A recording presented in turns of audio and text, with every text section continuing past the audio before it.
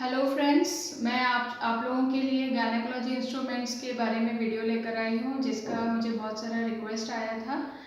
तो इंस्ट्रूमेंट्स पढ़ाने के पहले मैं आप लोगों को ये बताना चाहूँगी कि ये जो है यूजुअली आपको वाइवा में पूछा जाता है।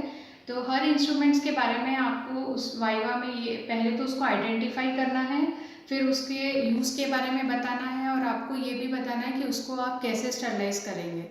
तो हर इंस्ट्रूमेंट्स में आपको ये बताना है कि आपको यूज़ होने के बाद उस इंस्ट्रूमेंट को सोप एंड वाटर से वॉश करना है और फिर उसको ऑटोक्लेविंग के लिए भेजना है। जो शार्प इंस्ट्रूमेंट्स है उसको आपको सोप एंड वाटर से वॉश करके ड्राई करके साइडेक्स में डालना है। शार्प इंस्ट्रूमेंट्स को अगर आप हीट के द्वारा स्टरलाइज करेंगे तो वो अपना शार्पनेस खो देते हैं और वो ब्लंट हो जाते हैं। ठीक है, तो सबसे पहले मैं आपको जो इंस्ट्रूमेंट बता रही हूँ वो है Sims speculum. Okay, this is Sims speculum. ये डबल ब्लेड का बना होता है और इसके जो ब्लेड्स रहते हैं वो दोनों साइड में अलग अलग साइज़ के होते हैं, जो हम पेशेंट के वल्वा के हिसाब से उसके साइज़ के हिसाब से यूज़ करते हैं। तो the name is Sims speculum and it is used for inspection of vagina और सर्विक्स को इंस्पेक्ट करने के लिए, या कोई भी सर्जरीज लाइक DNC DNE उसमें हम ये यूज़ करते हैं। और इसके साथ में जो दूसरा इंस्ट्रूमेंट यूज़ होता है वो है anterior vaginal wall retractor. Okay, as you can see ये जो है ये एक इस लॉन्ग इंस्ट्रूमेंट है जिसमें ये दोनों साइड में सेरेशंस रहता है ताकि इससे ग्रिप मिले और स्लिप ना हो। और ये दोनों इंस्ट्रूमेंट्स अक्सर एक साथ यूज़ होते हैं।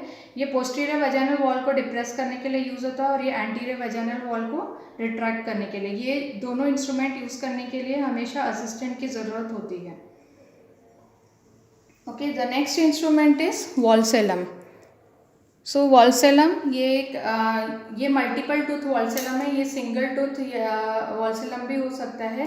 ये सर्विक्स के एंटीरियर लिप को होल्ड करने के लिए यूज़ होता है। ये ज़्यादातर अगेन DNC या DNE जैसे सर्जरीज में सर्विक्स को होल्ड करके अंदर का जो भी प्रोसीजर करना है उसके लिए यूज़ होता है। This is vulsellum. ओके, इसमें कैच भी होता है so that it gives good grip. Next instrument है uterine sound. This is a instrument which is used for measuring the length of the uterus and also to find out कि whether the uterus is anteverted और retroverted. You can see ये normally जो uterus होता है वो एंटीवर्टेड होता है, इसलिए ये आगे से थोड़ा सा बेंड होता है। और इसमें मेजरमेंट्स है। तो before doing any surgeries like DNC जिसमें हमको इंस्ट्रूमेंट्स अंदर डालना है, क्योंकि ये ब्लाइंड प्रोसीजर होता है, हमको पहले इंस्ट्रूमेंट का यूट्राइन साउंड डाल के we see the measurement of the uterus कि हमको कितने अंदर तक जाना है। ओके, फॉर एग्जांपल अगर कोई भी इंस्ट्रूमेंट्स हमको अंदर डालना है तो with help of this we see the measurement और उसके हिसाब से कि हमारा फंडस कहाँ तक जाता है उस हिसाब से हम इंस्ट्रूमेंट को अंदर डालते हैं। तो इसको यूट्राइन साउंड बोलते हैं। Okay, now the next instrument is ovum forceps. So ovum forceps as you can see इसमें कहीं यहाँ पे कोई भी कैच नहीं है और यहाँ पे आगे में ये इस तरह से फेनेस्ट्रेटेड है, इसमें आगे में प्लेस है ताकि जो भी this is use for removing the conceptus. Okay, जो अगर इवैक्यूएशन के टाइम पे जो भी कंसेप्टस है उसको निकालने के लिए यूज़ होता है।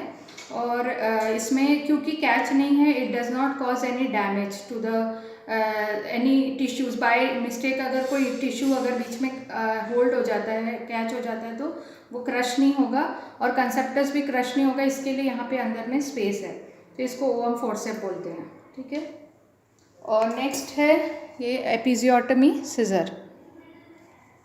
सो this is a sharp instrument, तो इसको हम लोग को वॉश करके साइडेक्स में रखना होगा स्टरलाइजेशन के लिए। ये एपिजियोटमी देने के लिए यूज़ होता है। इसमें आगे में इस तरह से एंगल होता है ताकि we can easily insert inside the vagina with our 2 fingers between the fetal head and vagina. We have to put this scissor inside and episiotomy देने के लिए ये यूज़ होता है।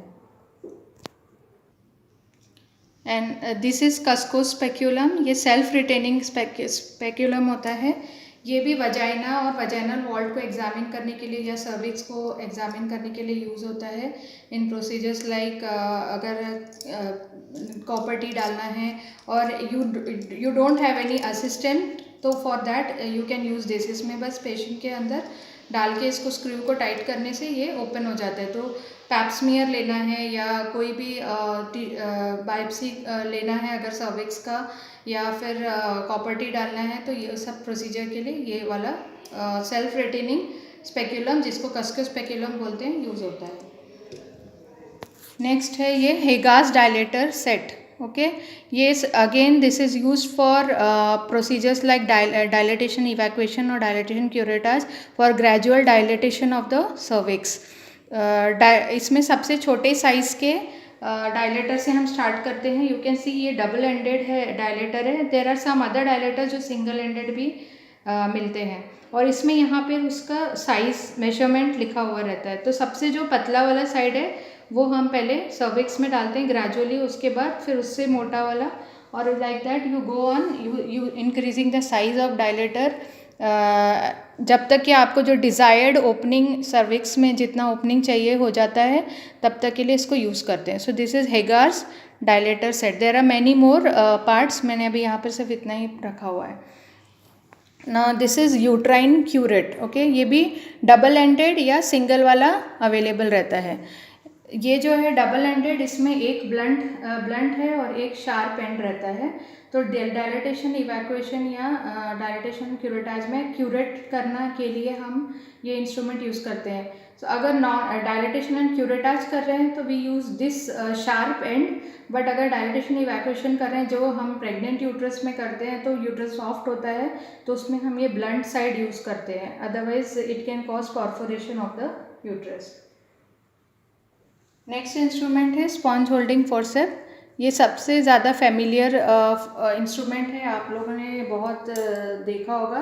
Commonly it is use for draping and painting of the part preparation before surgery, but this is also commonly use in gynaec for holding the cervix, cervical lips in certain procedures instead of valsalum. This can be also used.